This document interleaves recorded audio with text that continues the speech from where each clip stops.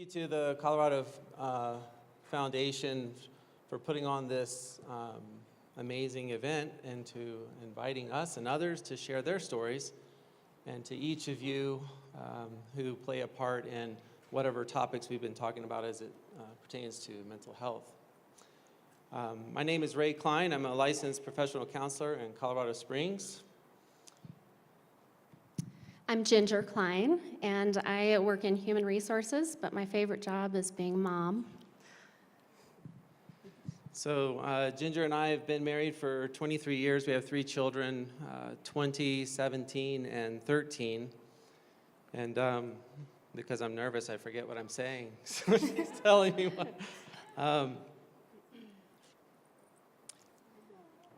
Yes. Actually, I also want to express, because this is a sensitive topic, just our sensitivity and sympathy to you, to anyone in here who's lost someone to suicide. That's part of the topic of what we'll be talking about.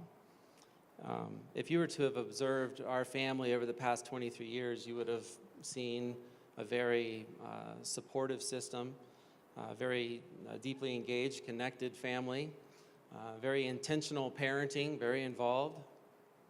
But that did not shield us from not seeing the fact that our 17-year-old was struggling with mental health issues and a variety of self-harming behaviors and suicidal ideation. Our first indication of this was from the pediatrician, who told us that Macy had reflected on an assessment that she was suffering from severe anxiety and depression. I actually told her she was in the wrong room. I was quite sure that she wasn't referring to my daughter, and she assured me that she was not in the wrong room. However, as we went home and began to process this information, we recognized behaviors that were consistent with the information the pediatrician had given us, such as no matter what time we went to bed and we would check on our kids, Macy was always awake. She never slept. If we woke up in the night, she was up.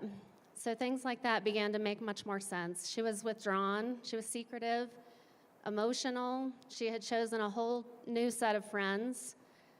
She liked art, and she had always drawn really nice artwork, and now she was drawing things with pencil and dark colors.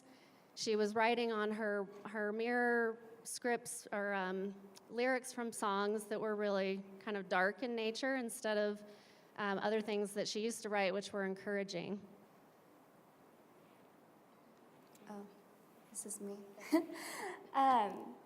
So the first time that I could put a definitive label on my struggles was in 6th grade. I was scared of the thoughts, so I kept them to myself. I was constantly terrified about what I would do if I was left alone for too long in a room, just at night going to bed. But I still denied myself relationships with my family. By the end of 6th grade, I began to self-harm. Suicidal thoughts were a barrier to my day-to-day life, and I hated them until around the end of 8th grade, when I embraced them. I began to act out of that emotional turmoil. In those days, a school day without harming myself was a cause to celebrate. I gravitated to friends with similar difficulties, and as a result, submerged myself deeper into my depression. I began to nurture sadness, pain, anger, loneliness, and I left laughter behind. Because of my picture-perfect life on the outside, I did not feel justified to be anything but happy. I built my mask out of good grades and family dinners. Resources? Yes, there were some.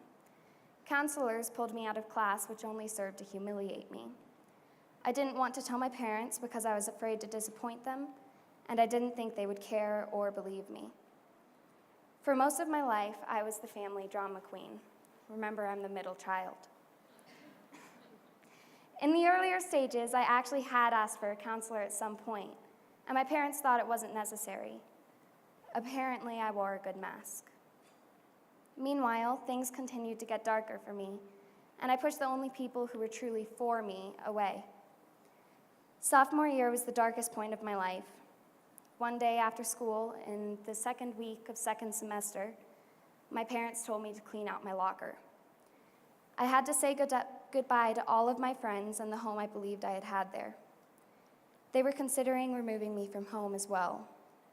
I had nothing. My old friends had abandoned me, hated me.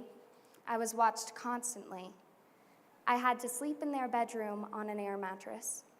I was fighting my family, fighting who I really was, and on one of these nights, I had a detailed plan of how I was going to take my life. In those last moments, I decided to try to reach out. As my parents went to bed, I told them I wanted to die, fully expecting them to write me off as dramatic. But my dad came and he sat in front of me.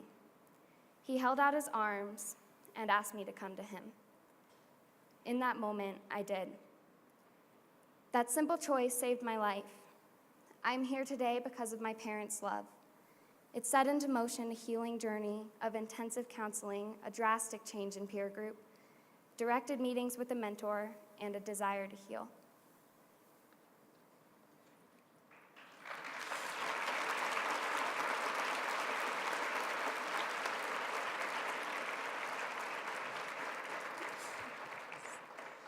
So we just wanted to share some things as parents that we learned through this. We're certainly not the authority on parenting, but maybe one or two of these will be helpful. They're in no particular order or acronym or anything fancy like that.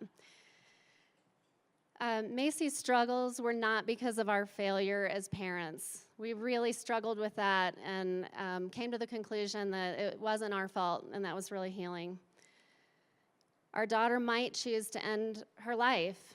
And there were nights where we went to bed in tears, crying, afraid to go to sleep, because we knew we'd have to check on her in the morning, and we were afraid of what we might find. There was tremendous healing power in having Macy volunteer in the community. That was something told to us by a speaker, and we found it to be really true. We learned to hold agreements with ourselves lightly, meaning that we had always thought we would be against medication, and it turned out that that was helpful for her for a short period, meaning that the sanctity of a journal. So this is maybe a little controversial, but we chose toward the end when we were really at the most difficult part. Macy still doesn't agree with this, but someday she'll be a parent, and she may.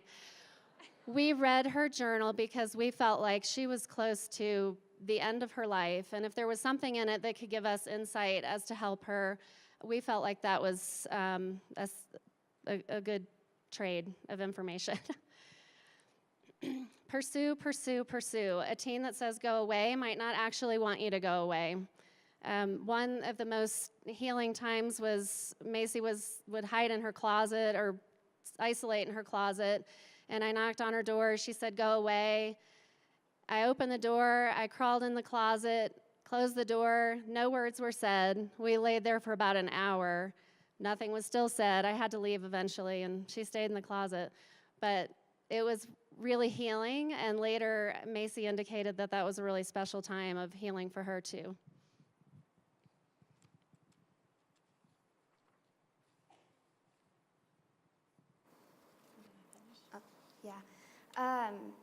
So during my healing process, I asked my mentor why people were taking their lives without trying to find a reason. She told me that suicide was a puzzle and that I had a piece. I took that and told my parents that enough was enough. I was going to use my pain to help others like me. I come from a school district that had 3 suicides in 1 week. Just one after the other. And it was a very difficult time at our school, so that was why we were having this conversation. So I created a website, developed a reasons worksheet, which is a personalized suicide hotline, and a pledge, which is a promise to life. Those are sitting outside on the resource table.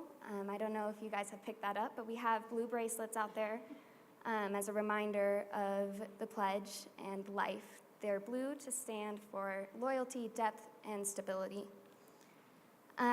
Today, Project Reasons is a teen-driven suicide prevention 501c3. Our student board spans across 7 schools with 12 members who meet on a monthly basis. We speak to teens about coping skills, the power of stories, the importance of relationship on a peer-to-peer level. We speak to adults to help provide some insight onto what their teen may not be telling them. This year, we had our first annual fundraising mystery dinner. I can talk, I promise. We produced this, and it was put on all by the student board. We wrote the script, we memorized the characters, and it was very fun. We had an outpouring of community support. We are also about to release a Project Reasons mobile app made possible by a grant received last year. We're excited about the future of what teens can bring to the solution in partnership with adults. Thank you for your time and dedication to mental health. Please come talk to us. We would love to interact with you. The resource table, again, has bracelets. Please pick up as many as you can and bring them to anybody who you think can benefit from them. Thank you.